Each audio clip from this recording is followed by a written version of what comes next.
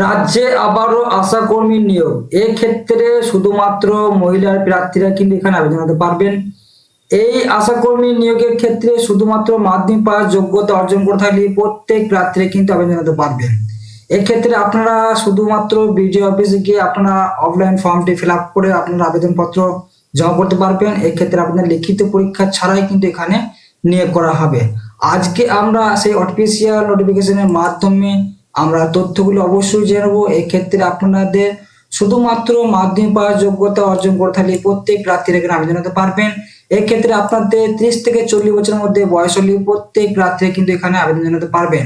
সেক্ষেত্রে আপনাদের বিবাহিত, বিধবা এবং বিবাহ বিচ্ছিন্ন মহিলারা কিন্তু এই আশাকর্মী নিয়োগের ক্ষেত্রে প্রত্যেক প্রার্থী কিন্তু এখানে আবেদন করতে পারবেন। এবং আপনাদের যে অফলাইন ফর্মটি আপনাদের আবেদনপত্র সম্পূর্ণরূপে A to Z আপনাদের ফিল আপ করতে হবে, সেই তথ্যগুলি কিন্তু আজকে এই ভিডিওর মাধ্যমে অবশ্যই আমরা দেখে নেব। তার আগে প্রত্যেকে বলে রাখি, এই চ্যানেলের নতুন সদস্য অর্থাৎ অডিয়েন্স হয়ে থাকলে প্রত্যেকে চ্যানেলটিকে সাবস্ক্রাইব এবং পাশ থেকে বেল আইকনে ক্লিক করে দেবেন সবার আগে এই ধরনের নিত্য নতুন আপডেট পেতে। এবং এটি কোন জেলা থেকে এবং কোন কোন ব্লকের ক্ষেত্রে আবেদন চলছে সেই তথ্যগুলি কিন্তু আজকে এই ভিডিওর মাধ্যমে কিন্তু অবশ্যই আমরা দেখে নেব। তার আগে অবশ্যই চ্যানেলটিকে সাবস্ক্রাইব এবং পাশে বেল আইকনে ক্লিক করে দেবেন সবার আগে এই ধরনের নিত্য নতুন আপডেট পেতে। আমরা ভিডিও শুরুতেই প্রথমে দেখে নিচ্ছি এই যে অফিসিয়াল নোটিফিকেশনটি প্রকাশিত হয়েছে রাজ্য সরকারের তরফ থেকে। এই নোটিফিকেশনে জানিয়েছে যে শুধুমাত্র মহিলা প্রার্থীরা কিন্তু আবেদন জানাতে পারবেন। সেক্ষেত্রে কিন্তু যে শর্তগুলি দিয়েছে সেগুলো অবশ্যই কিন্তু জানবো আজকে এই ভিডিওর মাধ্যমে। এখানে আশাকর্মী নিয়োগের ক্ষেত্রে যে শর্তগুলি দিয়েছে সে কি বলেছে, কেবলমাত্র বিবাহিত, বিধবা এবং বিবাহ বিচ্ছিন্ন মহিলা প্রার্থীরা কিন্তু এখানে আবেদন করতে পারবেন এই আশাকর্মী নিয়োগের ক্ষেত্রে। সেক্ষেত্রে আপনাদের কিন্তু অবশ্যই এপি কার্ড ও ভোটার কার্ড, রেশন কার্ড কিন্তু অবশ্যই জমা দিতে হবে। সেক্ষেত্রে আপনাদের স্থায়ী বাসিন্দা হিসাবে কিন্তু প্রমাণপত্র হিসাবে। এই আশাকর্মী নিয়োগের ক্ষেত্রে আপনাদের যে বয়স চাওয়া হয়েছে 30 থেকে 40 বছরের মধ্যে বয়স হলে প্রত্যেক প্রার্থী কিন্তু আবেদন করতে পারবেন। সেক্ষেত্রে আপনাদের বয়সটি গণনা করা হবে 18/7/2025 তারিখ অনুযায়ী। সেক্ষেত্রে আপনাদের যে গভর্নমেন্ট অর্থাৎ সরকার অনুযায়ী যে ছাড় পাওয়া যায় তপশিলি এবং তপশিলি জাতিদের ক্ষেত্রে, সেই অনুযায়ী আপনাদের কিন্তু বয়স 22 থেকে 40 বছরের মধ্যে হলো প্রত্যেক প্রার্থী কিন্তু আবেদন করতে পারবেন। এবং দ্বিতীয় ক্ষেত্রে কি বলেছে, শুধুমাত্র সরকারি শিক্ষিত যে কোনো মাধ্যমিক শিক্ষা অর্জন করে থাকলেই কিন্তু আপনি এখানে আবেদন করতে পারবেন। অর্থাৎ মাধ্যমিক পাস যোগ্যতা অর্জন করে থাকলে, যদি আপনার উচ্চতর শিক্ষা অর্জন করে থাকলেও সেক্ষেত্রে কোনো বাধা নেই, সেক্ষেত্রে মূল্যায়ন করা হবে না। সেটা শুধুমাত্র মাধ্যমিক পাস যোগ্যতা অর্জন করে থাকলেই আবেদন করতে পারবেন। এক্ষেত্রে আপনাদের তপশিলি জাতি উপজাতির ক্ষেত্রে অবশ্যই সার্টিফিকেট আমাদের অবশ্যই জমা করতে হবে। এই আবেদন করার ক্ষেত্রে অর্থাৎ আশা কর্মী নিয়োগের ক্ষেত্রে আবেদন করার জন্য যে সমস্ত আপনার প্রয়োজনীয় ডকুমেন্টস আপনাদের অফলাইন ফর্মের সাথে জমা করবেন সেগুলি কি কি বলেছে, জন্ম তারিখকে শংসাপত্র অনুযায়ী আপনাদের অবশ্যই মাধ্যমিক পরীক্ষার অ্যাডমিট কার্ড জমা করতে হবে। এবং এলাকার স্থায়ী বাসিন্দাদের প্রমাণপত্র হিসেবে আপনাকে অবশ্যই ভোটার কার্ড কিংবা রেশন কার্ড তা কিন্তু জমা দিতে হবে।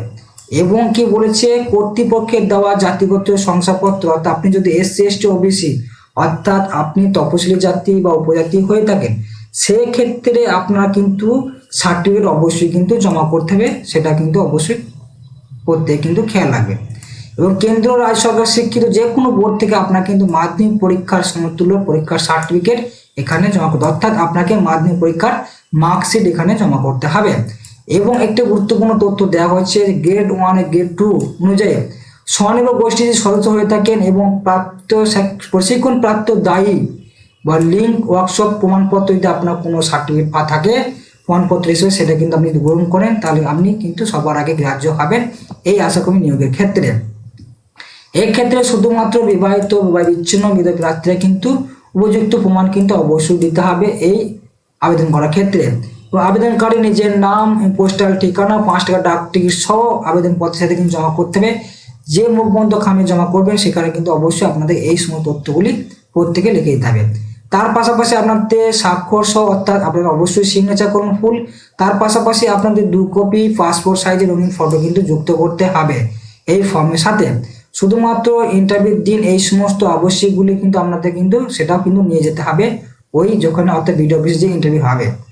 আজকে এই সমস্ত তথ্যগুলো আমরা অবশ্যই জেনে নিলাম। এবং আপনাদের এক্ষেত্রে কিন্তু কোনো রূপ ডাকযোগ বা ইমেল এর মাধ্যমে কিন্তু আবেদনপত্র জমা করা হবে না, শুধুমাত্র আমাদের সরাসরি কিন্তু বিডিও অফিসে বা ব্লক অফিসে গিয়ে কিন্তু ফর্ম জমা করতে হবে।